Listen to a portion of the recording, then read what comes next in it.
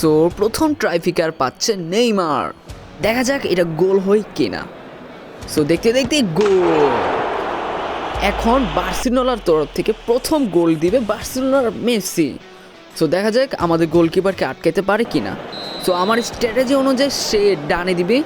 So আমার strategy অনুযায়ী ডানে দিয়ে দিলাম। গেস হোয়াট, আমার স্ট্র্যাটেজি অল টাইম কাজে লাগে। সো এবারটা গোল আটকে গেছে। এবার আসছে সেন্টোসের তরফ থেকে সেন্টোসো মেসি। গেস হোয়াট, আমার সেকেন্ড টাইম গোলটাও হয়ে গেছে মেসির তরফ থেকে, আমাদের সেন্টোস মেসি। কিন্তু আমি সেকেন্ড টাইমে কোনো স্ট্র্যাটেজি জানি না। সো এই গোলটা মিস হওয়ার সম্ভাবনা অনেক বেশি। সো দেখা যাক এই গোল কি হয় কি না। সো সেকেন্ড টাইম গোলটা হয়ে গেল, কারণ এই স্ট্র্যাটেজি আমি ভালো করে জানি না। আমি ফার্স্টেটা একটু ভালো করে জানি। সো এবার এসেছে এলিন হল্যান্ড।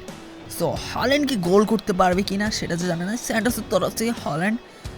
এই স্ট্র্যাটেজি এবারও আমি জানি না। সো বামে দিয়ে দেই। এই গোলটা বেশিরভাগ হবে না, জানতামই এই গোলটা হবে না।